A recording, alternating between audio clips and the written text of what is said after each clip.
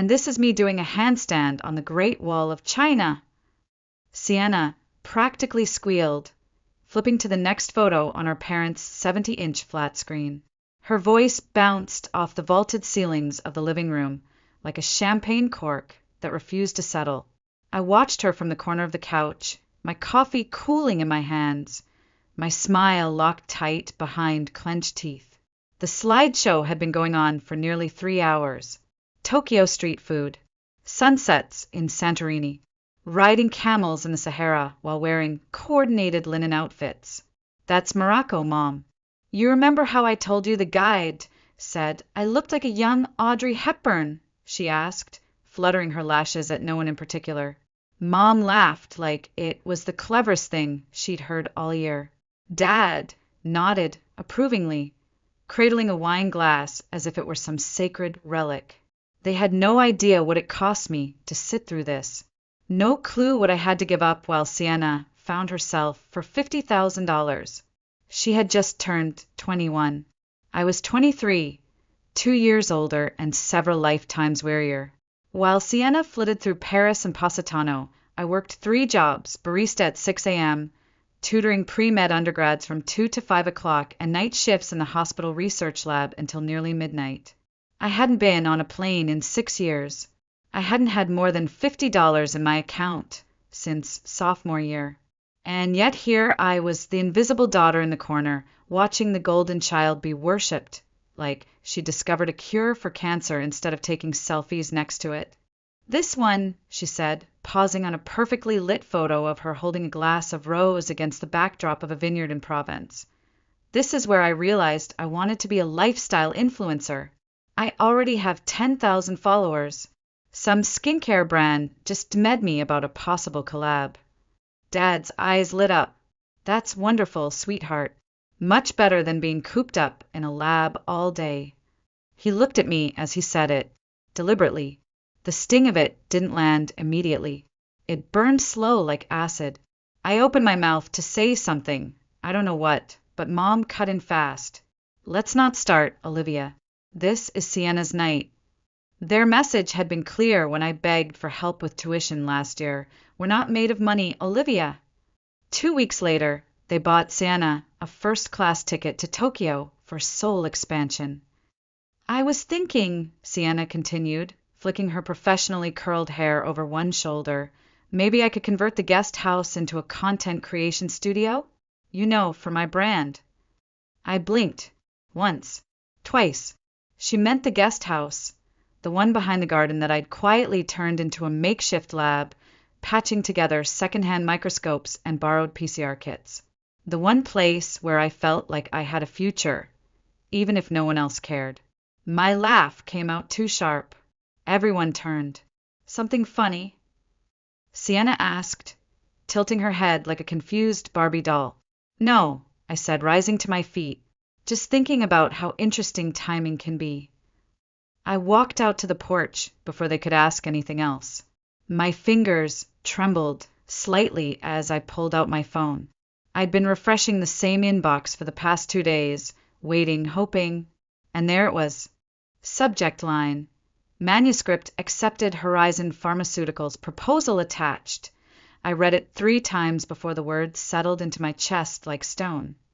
Dear Ms. Chin, we are pleased to inform you that your research paper, Novel Approaches to Enzymatic Catalysis in Pharmaceutical Development, has been accepted for publication in the Journal of Biochemical Innovation.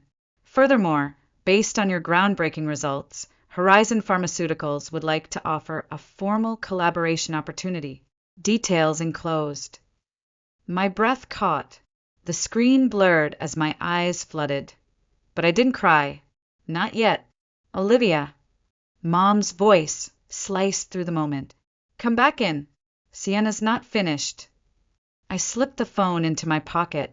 Back inside, Sienna was raving about a vineyard owner in France who had basically offered her a job because she had a sophisticated palate. He said I could totally handle their social media, she giggled, winking at Dad. That's because you have natural talent, Mom cooed.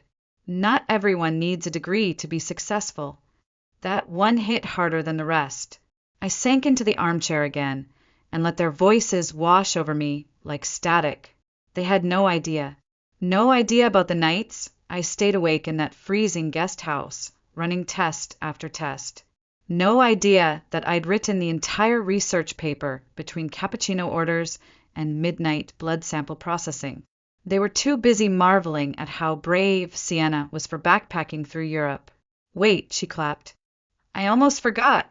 Remember that little lab in the guest house? The one Olivia used to play scientist in? I think it would make the perfect spot for my photography setup. That was it.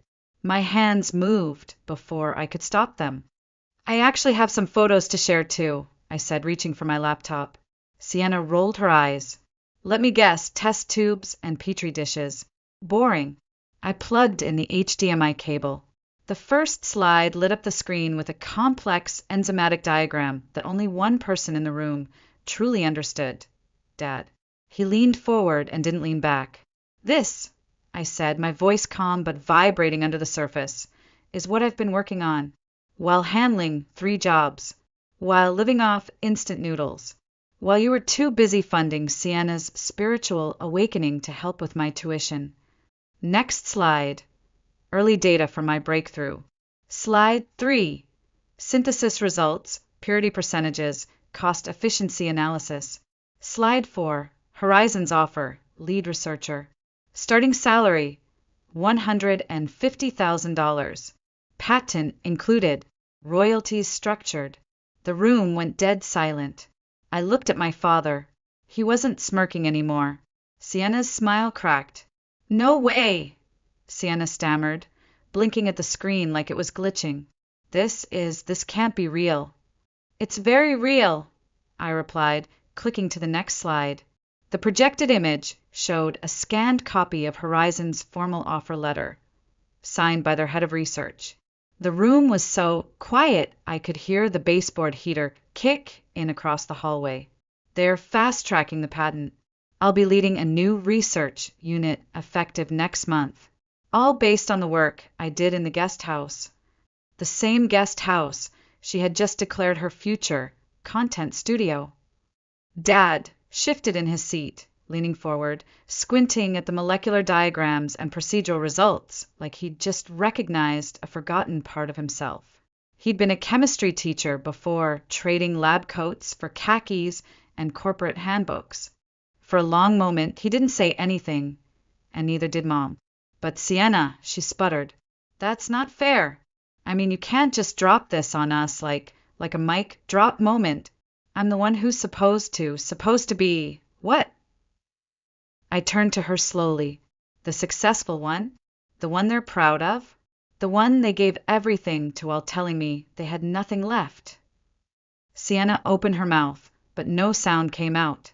Just a flush of color crawling up her neck, like embarrassment catching fire. Olivia! Mom finally broke the silence, her voice soft and brittle. We didn't know, you never said. I raised my hand gently, stopping her. I did say, you just didn't hear me. Or maybe you did, and chose to pretend I was fine. Because I've always been the one who could figure it out, right? The hurt in my chest didn't come from the lack of money. It came from the lack of belief. I closed the laptop with a quiet snap, stood up, and began collecting my things. Anyway, I just wanted to share. Figured it was my turn to do a little slideshow. Wait, Sienna called after me, panic creeping into her voice. What about the guest house? You can't just claim it like it's yours. I paused, pulling out my phone. Actually, I can. I tapped the screen and handed the phone to Dad. 6 months ago, you signed over the deed when you thought I was just playing around with lab kits and pipettes. He squinted at the document, then his eyes widened. You said, and I quote, let her have her little hobby space, since we can't help with tuition. The color drained from his face like a glass of wine knocked over on white carpet. He remembered. Mom looked at him, then back at me. You can't seriously intend to keep her from using it. It's still part of the family home. No, I said simply. It's my lab, where I made the discovery that will fund my own world tour someday. And no, Sienna, Your ring light and yoga mat will not be part of that plan." She stared at me as if I'd slapped her. "You're ruining everything." "I'm setting boundaries," I corrected. "There's a difference." I reached for my coat and bag, slinging it over my shoulder with a quiet resolve. "And Mom, Dad, you might want to start saving up for your own retirement. Something tells me Sienna's brand isn't going to cover it." As I stepped out the door, I didn't slam it, didn't yell, didn't break down. I just left, calm, focused, finally free. Behind me, I could hear Sienna's voice rise, demanding explanations, whining about betrayal. I heard Mom rush after her, trying to soothe things, and Dad's footsteps pacing nervously near the kitchen. But none of it stuck to me anymore. For the first time, their drama stayed behind the threshold, and I didn't carry it out with me. Outside, the air was cold but clean. I stood under the porch light for a moment, watching my breath fog in the darkness, and let myself feel it, really feel it. Relief, vindication, a quiet, powerful joy. My phone buzzed again. A new message from Horizon Pharmaceuticals. Contract attached. Signature line ready. I didn't hesitate. Tapping the screen, I opened the digital document, scrolled to the bottom, and signed my name. Dr. Olivia Chin. Then I stared at it a moment longer, just to let it sink in. They had no idea. All those nights, they ignored me. All those years, they underestimated me. All those comments about how practical I was, how low maintenance I seemed. And now, I was the one with the patent, the salary, the future. I walked down the steps slowly, like someone leaving a courtroom with a verdict already in their favor. And in a way I had, just without the jury, just without anyone clapping. But who needed applause when you finally realized your worth? The next morning, I woke up to 16 missed calls and 3 text messages from family members I hadn't spoken to in years, all from Sienna's Instagram post. She had wasted no time spinning the narrative, a tearful selfie in our parents' kitchen, captioned, "Some people forget where they came from. Families should support dreams, not compete with them." By lunchtime, it had over 1,200 likes and a stream of comments sympathizing with her. "You deserve better, babe." "Jealous siblings are the worst." "She probably never supported your career anyway." It almost made me laugh. Almost. I didn't post a rebuttal. I didn't even comment. I didn't need to. Because that afternoon, the Seattle Weekly published a feature titled, "Local Scientist Makes Breakthrough in Drug Development." The article detailed my research, how I'd worked 3 jobs to fund my education after my family declined to help, and how I'd made the discovery that could alter enzymatic drug manufacturing. They even quoted my undergrad chemistry professor, who called me one of the most determined minds I've encountered in 20 years of teaching. It didn't take long for Sienna's followers to start Googling. By nightfall, her comment section had shifted. "Wait, is this about your sister Olivia? Just saw an article about her research. Your sister's literally curing diseases, and you're mad she won't let you take selfies in her lab." Her next post was more subtle, a black and white video with soft piano music. Her voice trembled as she whispered about toxic family dynamics and how fame shouldn't cost compassion. The comments section rallied again, but it was thinner this time. That evening, as I was reviewing some notes for Horizon's legal team, I heard a knock on the lab door. I wasn't expecting anyone. I opened it to find Mom. Her heels clicked uncertainly against the concrete floor as she stepped in, clutching a leather purse that probably cost more than my first car. "Olivia," she said softly, "we need to talk about this situation." I didn't look up from my notes. Which situation? The one where I worked 3 jobs while you paid for Sienna's month-long massage retreat in Bali? Or the one where she's now telling the internet I'm sabotaging her influencer career? She winced, and for a moment I saw something break in her face. "You know, we would have helped if we could. Things were just complicated." "No," I said, finally meeting her eyes. "You could. You just chose not to. There's a difference." She stood there, blinking, like she hadn't expected me to be that direct. We didn't think you needed help. You've always been so capable. The word hit me like a backhand compliment. Capable doesn't mean invulnerable, I said, and it definitely doesn't mean expendable. Mom's hand trembled slightly as she tucked a strand of hair behind her ear. Your father and we've been talking. We'd like to help now. Maybe with your research. Or investing in the next phase. I couldn't stop the laugh that slipped out. Now that there's money and press involved, right? Now that I've proven I'm not just playing scientist. That's not fair, she said, lowering her voice. No, I said, stepping around the lab bench. What's not fair is having to explain why my sister gets praised for posting beach photos while I'm hauling centrifuge parts from a thrift auction. Mom's gaze shifted to the equipment around us, the beakers, the data pinned to the cork board, the scent of ethanol still lingering in the air. For the first time, I think she actually saw it. Not just the mess of it, but the meaning, the labor, the loneliness. We didn't mean to show me exactly where I stand in this family. I asked gently but firmly, to make it clear that Sienna's filters and hashtags were worth more than my future. She didn't answer. My phone buzzed. Horizon. I glanced at the notification. Contract review call in 5 minutes. I have a meeting, I said, walking back to the desk. You can let yourself out.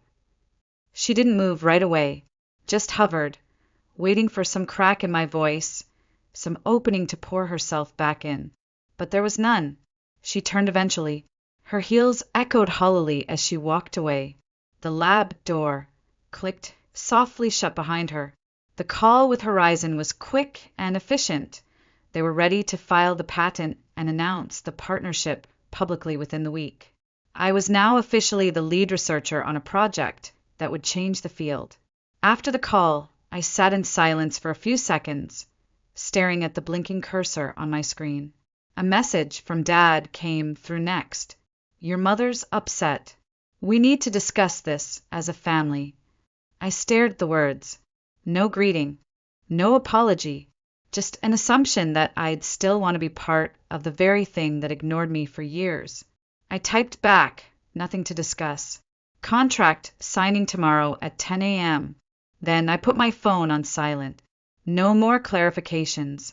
No more justifications. I was done explaining myself to people who never asked the right questions.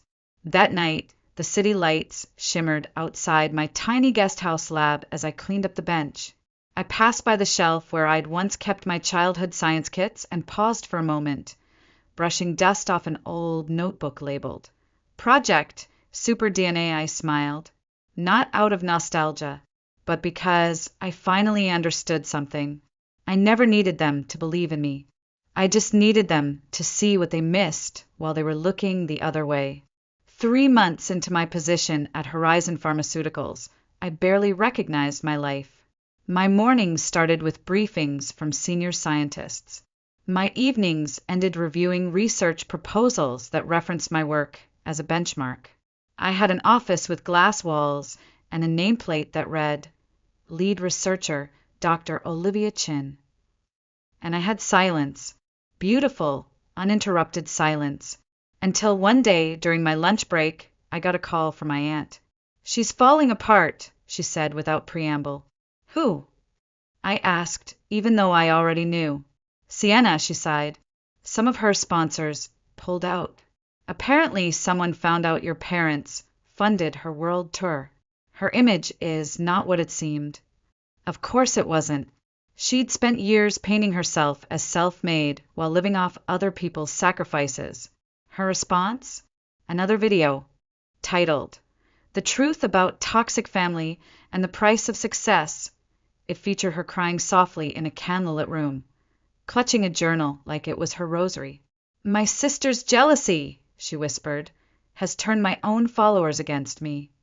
I watched the whole thing while stirring my yogurt, not out of anger, not even out of pity, out of something stranger, closure. Later that day, my lab assistant popped her head into my office. Your dad's here. I looked up, surprised. Send him in. He entered slowly, clutching his old leather briefcase like it might shield him from what he'd come to say. His blazer was outdated, and the worry on his face aged him more than time ever could. "She's devastated," he began, skipping pleasantries. "She's lost 3 sponsorship deals this week." I stayed seated, calm, focused, and this involves me how.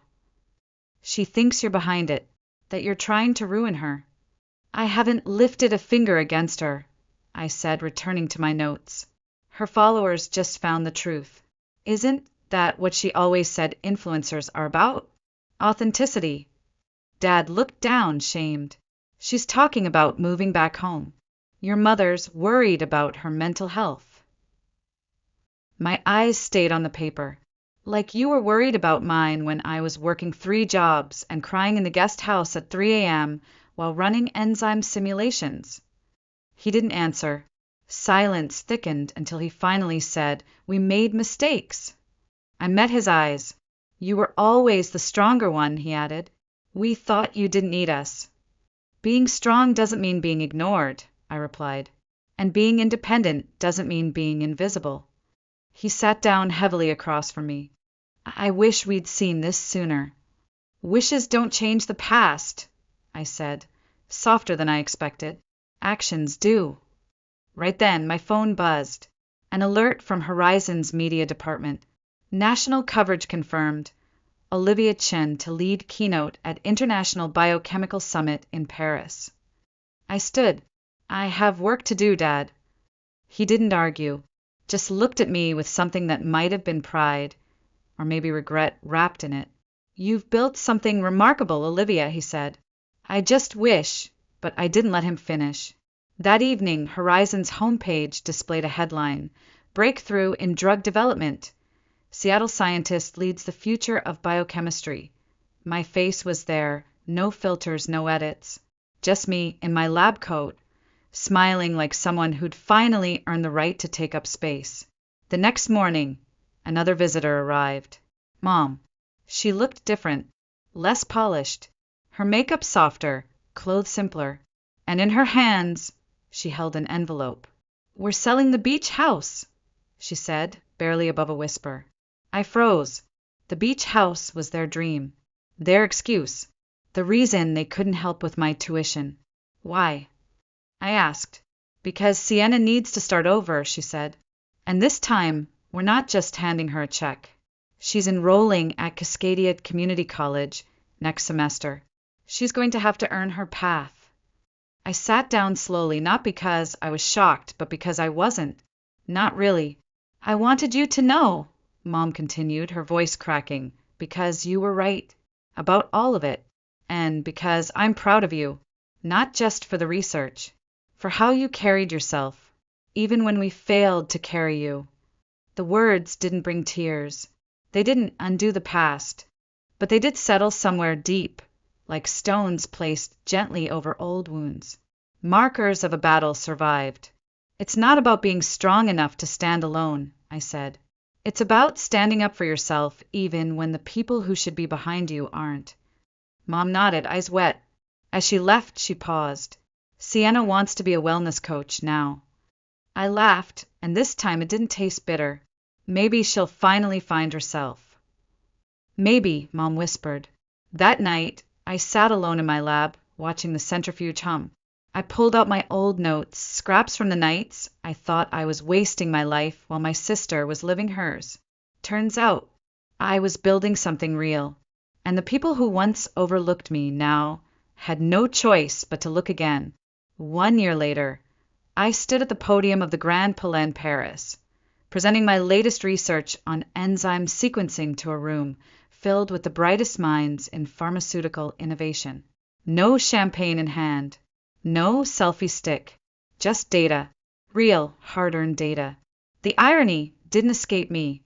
I was staying in the exact same hotel Sienna had flaunted on her Instagram, the one with the rooftop infinity pool and floor-to-ceiling windows where she once posed in silk robes, captioning it "A Girl Can Dream." Only this time the dream was mine, not curated, not filtered, built from scratch. The applause that followed my final slide was polite at first, then surged into something that startled me. Respect. True, professional, peer-level respect. I stepped down from the stage with a steady breath, my heart not pounding from nerves, but from arrival. My phone buzzed. A message from Mom. It was a photo. Emma, sitting at the kitchen table back in Seattle, surrounded by textbooks and highlighters, scribbling into a spiral notebook. She's really trying, the caption read. Thank you for showing her it's possible. It was followed by a second message. Dad, you would have made your mother proud. I'm sorry I didn't say that sooner. I stared at the words a long time.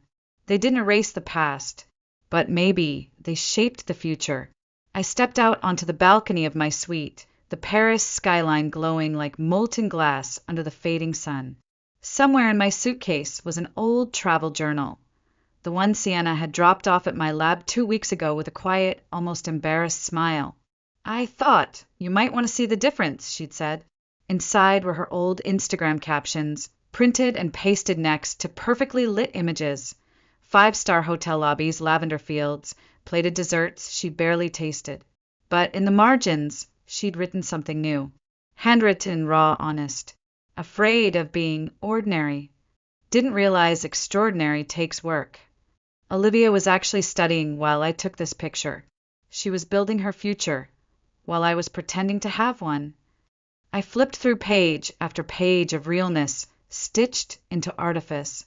Sienna, in her own way, was finally facing herself. My phone buzzed again, this time a video call. I answered. Mom, Dad, and Sienna were all huddled around the kitchen island. Her textbooks were still open. A half-eaten grilled cheese sat next to a chemistry worksheet. Well, Dad asked. It went well, I said simply. The research is gaining traction. We might have something ready for clinical trials next year. We watched the live stream, Sienna said quietly. I actually understood some of it this time.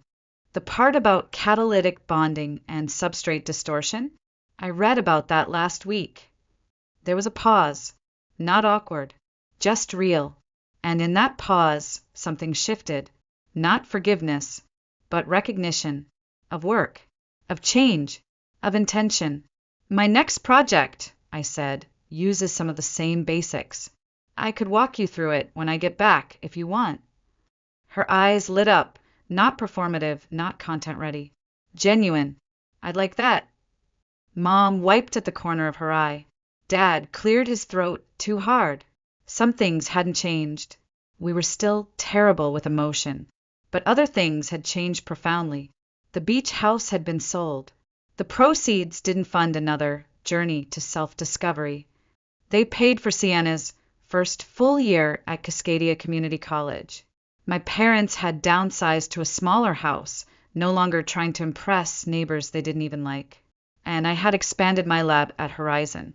Hired a full-time team, was mentoring 2 young women in STEM who reminded me painfully of myself at 20, not because of their brilliance, but because of how often they were underestimated.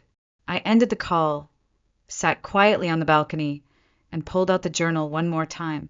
On the final page, next to a photo of Sienna faking a study session in a Paris cafe, was one last scribbled note.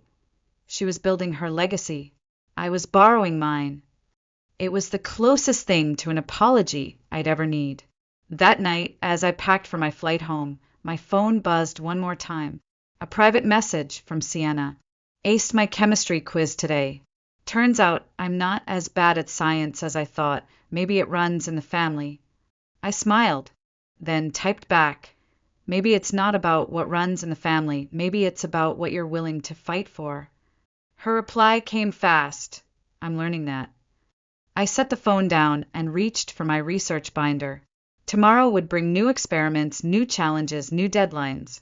But tonight, I let myself feel the full circle of it all. We had taken different roads. One paved with struggle, the other with sugar. One climbed alone, the other floated. But eventually, both of us landed in the real world.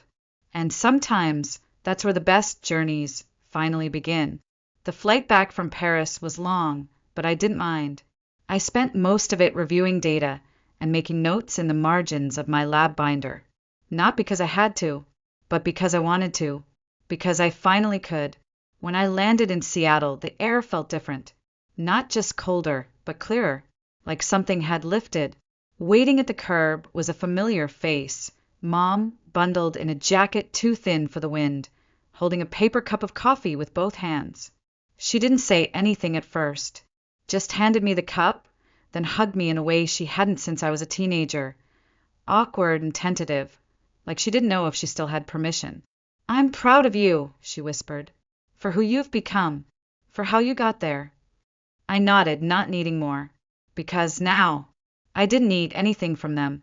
That weekend, I visited the old guest house. My lab, my sanctuary. It had changed a little, new equipment, a better fridge for the samples, a ceiling fan that actually worked. But the heart of it was still the same, a place I built when no one else believed in what I was capable of. Sienna stopped by the next day. She knocked, didn't assume she could just walk in. A good sign. "I brought something," she said, holding up a Tupperware container. "Dad's famous dumplings. He made them. I just microwaved." We sat under the eaves outside the lab, eating quietly, the silence not heavy like before, just peaceful. "I'm still figuring it out," she said after a while. "School is harder than I thought, but it's good. I actually like learning, and I think I like earning things more than I expected." I smiled. Earning things has a way of making you appreciate them differently. She glanced down. "You were always the smart one. I just didn't want to see it." "You weren't supposed to see it," I said gently. "You were supposed to see you. That's the part that took longer." She looked at me then, not as an obstacle, not as a shadow, but as a sister, a real one. Before she left, she hesitated in the doorway. "Do you think we'll ever be normal again?" I shook my head. "No," I said, "but we might be better." She nodded, satisfied with the honesty. That evening, I got a call from one of the directors at Horizon. "We're nominating your project for the National Research Impact Award," he said. "Just wanted you to be the first to know." I thanked him, then sat there for a long time in the lab, the walls aglow with soft overhead light, paper spread around me like pieces of something finally whole. Sometimes I still thought about those early nights, the ones with burned coffee and sleepless worry, hands shaking over pipettes while the rest of the world ignored me. But those nights were mine. No one could take them away. No one could rewrite them into a vacation or a filtered photo op. They were proof that I hadn't been born into privilege, but I had carved something out of neglect, something solid, something mine. Weeks later, I found a note taped to my front door, in Sienna's handwriting. "Passed my final. Enrolled full-time next semester. Thanks for being the person I needed to become who I want to be." I stood there a long time after reading it, the wind tugging at my sleeves, the city alive in the background. And I realized this wasn't about revenge anymore. It was about arrival, about building something so radiant that the people who once doubted you, once dismissed you, can no longer look away. Not out of guilt, not out of obligation, but because they finally see your light, and it blinds them. Sometimes the best revenge isn't about getting even. It's about rising so far above the people who doubted you that they have no choice but to look up and wonder how they ever missed your light. Dr. Olivia Chin.